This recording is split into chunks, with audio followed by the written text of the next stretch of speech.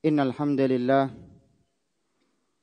nahmaduhu wa nasta'inuhu wa nastaghfiruhu wa nastahdihi wa natubu ilayh wa na'udzu billahi min shururi anfusina wa sayyiati a'malina man yahdihillahu fala mudilla lahu wa man yudlil fala hadiya lahu ashhadu an la ilaha illallah wahdahu la syarika lahu وأشهد أن محمدا عبده ورسوله وصفيه من خلقه وخليله بلغ الرسالة وأدى الأمانة ونصح الأمة وكشف به الغمة وجاهد في الله حق جهاده حتى أتاه اليقين وقد تركنا على محجة البيضاء ليلها كنهارها لا يزيغ عنها بعد إلا هالك يا أيها الذين آمنوا اتقوا الله حق تقاته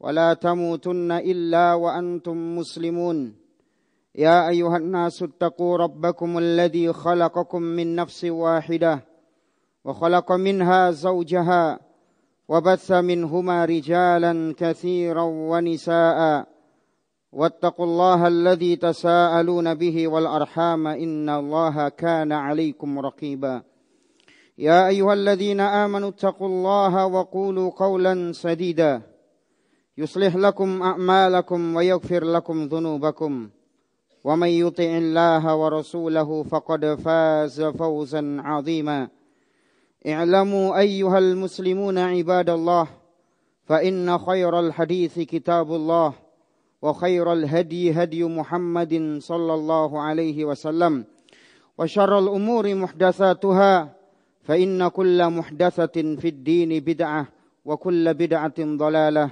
وكل ضلالة في النار أعاذني الله وإياكم من البدع ومن الضلالات ومن النار. Ma'asyiral muslimin, sidang jamaah Jumat a'azzani Allah wa iyyakum. Di antara nama-nama Allah adalah Ar-Raqib, yang artinya Allah itu maha mengawasi. Tidak ada yang tersembunyi maupun yang nampak kecuali Allah mengawasi dan mengetahuinya. Innallaha la yakhfa alaihi syai'un fil ardi wala fis sama. Sesungguhnya Allah Subhanahu wa taala tidak ada yang tersembunyi, baik yang ada di langit maupun yang ada di bumi. Jamaah sekalian rahimani wa rahimakumullah. Pengimaman kita dengan cara kita mengimani nama Allah Ar-Raqib akan menghasilkan sebuah amalan qalb yang mulia. Dari amalan-amalan qalbu yang diridhai oleh Allah Subhanahu wa taala, yaitu amalan muraqabatullah, merasa diawasi oleh Allah Subhanahu wa taala. Al-Imam Ibnul Qayyim rahimahullahu taala menyebutkan bahwa muraqabatullah adalah pokok dari seluruh amalan hati. Tidak ada satu amalan hati pun, baik perasaan tumakninah, ketenangan, maupun perasaan khusyuk, kecuali sumbernya, asasnya adalah dari muraqabatullah ta'ala. Merasa diawasi oleh Allah subhanahu wa ta'ala. Oleh karena itu, Nabi SAW bersabda tentang pokok daripada seluruh amalan hati, yaitu pada sabda beliau, an ta'budallaha ka'annaka tarahu fa illam takun tarahu fa innahu yarak, yaitu engkau menyembah Allah Subhanahu wa taala, beribadah kepadanya seolah-olah engkau melihatnya, dan jika engkau tidak bisa melihatnya, maka ketahuilah sesungguhnya Allah melihatmu. Jamaah sekalian rahimani wa rahimakumullah, sifat muraqabatullah inilah yang akan menyebabkan seorang hamba bersungguh-sungguh dalam menjalankan perintah Allah dan menjauhi larangan Allah Subhanahu wa taala meskipun dia berada di kesendirian. Karena orang-orang yang selalu merasa diawasi oleh Allah Subhanahu wa taala, maka dia akan maksimal dalam menjalankan ibadah kepada Allah Subhanahu wa taala, dan Allah Subhanahu wa taala akan mengampuni orang-orang yang selalu merasa bahwa dia diawasi oleh Allah Subhanahu wa taala dalam beribadah, sehingga dia beribadah dengan ibadah yang sempurna, dengan ibadah yang sesungguhnya. Allah taala berfirman, innal ladzina yakhshawna rabbahum bil ghaib lahum maghfiratun wa ajrun karim. Sesungguhnya orang-orang yang merasa takut kepada Allah Subhanahu wa taala dalam keadaan Allah Subhanahu wa taala tidak mengawasinya, maka sesungguhnya dia akan mendapatkan ampunan dari Allah Subhanahu wa taala dan mendapatkan pahala yang mulia. Jamaah Jumat, a'azzani Allah wa iyyakum. Namun menumbuhkan sikap muraqabatullah itu membutuhkan usaha, membutuhkan mujahadah, karena banyak di antara kita bertakwa kepada Allah Subhanahu wa taala, bisa beramar ma'ruf nahi mungkar ketika dia dipandang oleh manusia. Namun ketika dia berada di kesendirian, kemudian dia melanggar perintah Allah Subhanahu wa taala. Allah taala berfirman, "Yastakhfuna minan nas wa la yastakhfuna minallah." Mereka bersembunyi dari manusia, khawatir diketahui keburukannya oleh manusia, namun ketika dia sendiri tidak takut keburukannya akan dicatat oleh Allah Subhanahu wa taala, diawasi oleh Allah Subhanahu wa taala. Demikianlah salah satu ciri orang-orang munafik. Mereka beramal dengan sungguh-sungguh di hadapan manusia, di hadapan khalayak, namun ketika bersendirian dia melanggar aturan-aturan Allah Subhanahu wa taala. Nabi kita sallallahu alaihi wasallam bersabda, hadis dikeluarkan oleh Imam Ahmad dalam kitab Musnadnya. Kata Nabi sallallahu alaihi wasallam, la alfayanna aqwaman min ummati ya'tuna yaumal qiyamah bi ujur misla jabali tihamata bidan fayaj'alullahu haba'an mansura. Aku akan tahu nanti di hari kiamat dari umatku yang mereka membawa kebaikan sebesar gunung Tihamah. Namun Allah Subhanahu wa taala jadikan kebaikan itu seperti debu yang berterbangan. Maka para sahabat radhiyallahu anhum karena semangat mereka bertanya, "Ya Rasulullah, sifhum lana hatta la nakuna mithlahum wa nahnu la na'lam." Wahai Rasulullah sallallahu alaihi wasallam, sifatilah sifat-sifat mereka agar kami tidak mengikuti jejak mereka dalam keadaan kami tidak mengetahui. Kata Nabi sallallahu alaihi wasallam, hum qaumun idza khalau bimaharimillahi intahakuha. Mereka adalah suatu kaum ketika mereka bersendiri, mereka melanggar perintah-perintah Allah Subhanahu wa taala. Mereka melanggar larangan-larangan Allah Subhanahu wa taala, tidak memiliki sifat muraqabatullah. Jamaah sidang Jumat yang berbahagia, kalau kita lihat sirah para salafun salih, mereka adalah orang-orang yang menjaga muraqabatullah. Sangat takut kepada Allah Subhanahu wa taala dalam keadaan kesendirian. Dikisahkan bahwa suatu ketika Amirul Mukminin Al-Faruq Umar bin Al-Khattab radhiyallahu taala anhu berkeliling di malam hari. Maka tiba-tiba beliau mendengar ada pembicaraan antara seorang ibu dengan anaknya, dengan anak perempuannya. Maka kemudian si ibu ini memerintahkan kepada anak perempuannya, "Wahai anakku, campurilah susu yang murni ini dengan sebagian air, supaya keuntungan kita bisa lebih banyak." Maka kata anak perempuan ini, "Wahai ibuku, sesungguhnya Amirul Mukminin Umar bin Khattab melarang kita untuk melakukan yang seperti itu. Melarang untuk mencampur susu yang murni dengan air." Maka kemudian ibu ini mengatakan, "Sesungguhnya Umar bin Khattab tidak melihat kita." Maka kemudian anak perempuan ini mengatakan, "Umar tidak melihat kita, tapi Tuhannya Umar, Allah Azza wa Jalla melihat kita." Maka melihat yang seperti itu, mendengar yang seperti itu, Umar bin Khattab pun merasa kaget dan gembira. Datanglah Umar bin Khattab menghadap kepada anak-anaknya, putra-putranya, dan mengatakan, "Wahai anakku, siapa di antara kalian yang mau menikahi wanita yang solehah ini? Kalau kalian tidak ada yang mau, maka biarkan saya yang menikahinya." Maka kemudian salah satu dari putra Umar bin Khattab pun bersedia untuk menikah dengan wanita ini. Akhirnya dari keturunan mereka lahirlah cucu yang soleh yang bernama Umar bin Abdul Aziz rahimahullahu ta'ala. Kisah yang lainnya adalah sahabat Abdullah bin Umar radhiyallahu ta'ala anhuma. Abdullah bin Umar adalah seorang sahabat yang senang memerdekakan budak. Maka suatu ketika dia melihat ada seorang budak sedang mengembalakan kambing. Maka Abdullah bin Umar ingin menguji budak ini. Benarkah dia budak yang soleh sehingga berhak untuk dimerdekakan?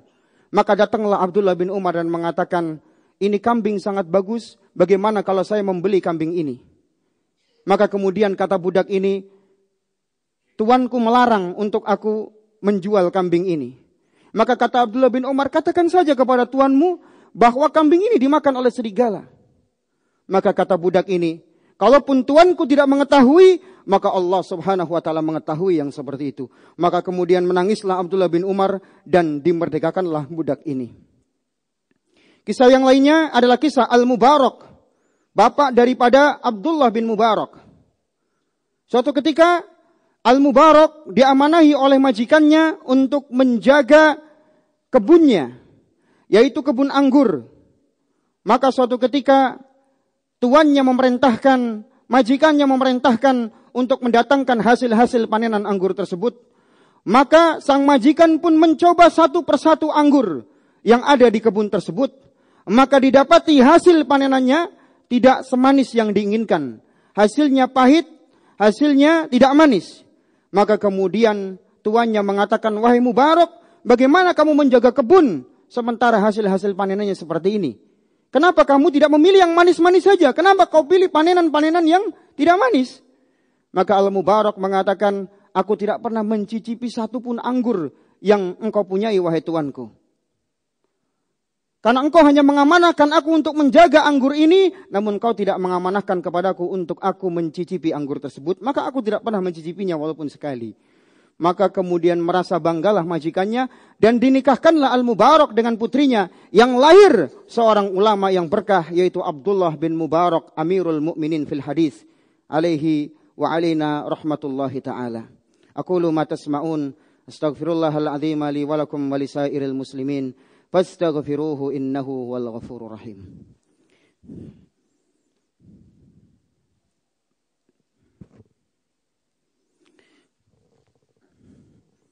Alhamdulillah Rabbil Alamin.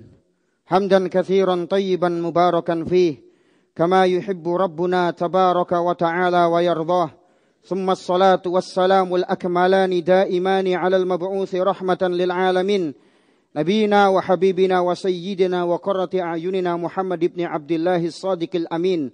Wa ala alihi wa ashabihi al-kiram. Wa man sara ala nahjihi wa iqtafa atharahu wa sunanahu ila yaumiddin. Wa sallama tasliman mazida amma ba'd. Sidang Jumat a'azzani Allah wa iyyakum. Sifat muraqabatullah akan memberikan manfaat bagi kita ketika kita dihisab di yaumul qiyamah. Ketahuilah bahwasanya ketika hisab di yaumul qiyamah, betapapun kita menyembunyikan dosa-dosa kita, sesungguhnya anggota badan kita akan bersaksi atas amal-amal yang kita kerjakan. Allah Subhanahu wa taala berfirman, "Al-yauma nakhtimu ala afwahihim wa tukallimuna aydihim wa tashhadu arjuluhum bima kanu yaksibun." Pada hari ini kami akan kunci mulut-mulut mereka. Dan yang akan berbicara adalah tangan-tangan mereka. Dan kaki-kaki mereka akan berbicara dan bersaksi atas apa yang dahulu mereka kerjakan di dunia.